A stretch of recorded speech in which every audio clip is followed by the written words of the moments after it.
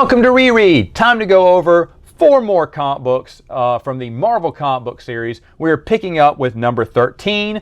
Luke was captured by the Dragon Riders. That's what their name here. And Governor Quarg wants Luke to help him in defeating. Oh no, Governor Quarg is against the Dragon Riders are the good guys, and Quarg is the bad guy. He has like a ship. A real sailing ship. I guess it's a spaceship. I don't know. It's covered in moss and everything, but it's where they stay. And you know, they show a man hanging. He's like, that man owed me money or whatnot, but then he hanged himself instead of deal with me, and now he serves a better purpose to teach people not to mess with me. And Luke's like, wow, you're just like Darth Vader without the suit. Is he that bad? I don't know. Anyway, he's a bad guy. He's a bad guy. Han and Leia and Chewie arrive on the planet, you know, with Crimson Jack. But they meet together, and Quarg attacks Crimson Jack and his crew, and it ends with Chewie thinking that Luke has joined the enemy, and so Chewie goes all berserk on him, and it ends with Luke going, "Oh no! How do I deal with Wookiee rage?"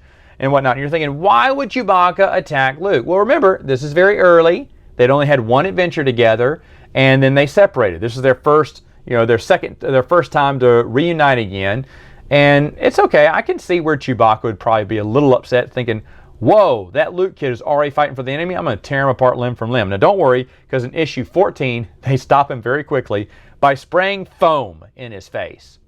And that just kind of cools him off to where Luke can talk to him and say, hey, look, I'm not with Governor Quarg. I'm glad that works on a Wookiee. So I thought that was kind of funny. He just sprayed a bunch of foam in his face. But this is where they have a giant big battle, and Governor Quarg and his men will be defeated. Governor Quarg, I guess, dies. I guess he's done. And so it doesn't yet wrap up the storyline, because Han looks up at the ship and goes, Captain Jack's still up there. There's still one last thing to do. And of course, that's what's going to happen in book 15. Now, by the way, issue 15, this comic book came out in 1978. I swear there's a TIE bomber in the pictures. I was like, wait a minute. TIE bombers, I don't believe they were in A New Hope. They were in Empire Strikes Back. But this is like 2 years before Empire Strikes Back comes out. So did they have insight? Did George Lucas show them a prototype of something he was working on? Because, I mean, it is a TIE bomber. And surely George didn't get the idea from the comic book. I mean, maybe he did, because he did read the comic books. Maybe he said, ooh, that looks like a cool type of TIE fighter. Let's call it a TIE bomber, and because it looks just like it. It is kind of crazy. So I don't know. It's like that chicken and the egg. Which one came first there. But I did see it and did a double take and had to look up the date of this. And I think it was September of 1978 when this came out.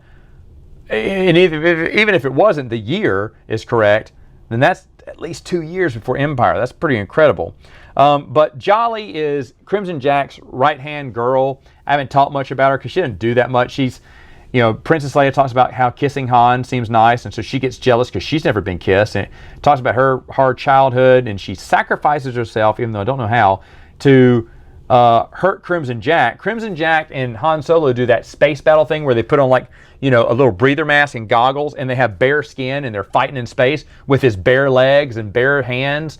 But Han makes a point of saying, well, all we have to do is wear these breather masks because you have your Magna shield or some kind of shield around your ship to where we can do this. So I guess it puts oxygen in the air or makes it more livable to where they can show exposed skin in space and just wear a breather and a goggle mask. I mean, this is the classic, trope for anything old sci-fi. You just put a glass bubble on their head and then they can fight in their underwear for all you care. But exposed skin is everywhere in space, and we know how well that turns out, right? It's not even cold. But I guess the shield makes things warmer. I don't know. But Han does mention that as they battle it out at the very end, because it's just them dueling in space, which, how do they move around? I don't know. I don't even know if they have jetpacks. But either way, Han ends up shooting Crimson Jack and winning the day. And it's never said whether he gets his money back, his reward money back from Crimson Jack. But I'm going to say he does, because later on he talks about, in another completely different series, he talks about giving that reward money back to the rebellion. So I'm assuming, even though we're not told, I'm assuming that he took it. Why wouldn't he, right? He takes what he's owed after he's killed Crimson Jack.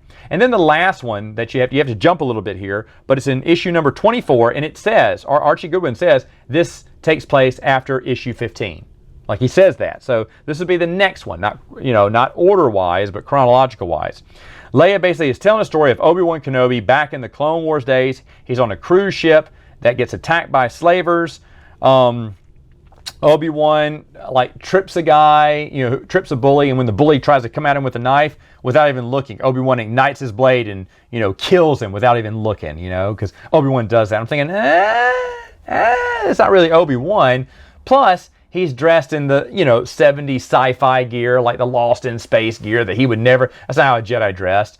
And the whole thing feels, like how would this happen during the Clone Wars? Wouldn't he be fighting battles, not sitting on a cruise ship, fending off slavers? But remember, Leia says this is a story that her dad told. What I would like to say, it could easily be explained that Bail Organa just got the wrong person. He meant someone else. He said Ben so-and-so, and she thought it meant Ben Kenobi. And so Leia's story is actually someone else. It's about someone else, I think. Not even a Jedi. Just some other guy who happened to save a cruise ship from slavers. That makes more sense to me. And since she tells the story, doesn't mean it's true. It's a story that she heard from her father that she probably got confused. So that's kind of how I retcon that. That's a simple one, though. All right, folks. That is it for now. See you next time.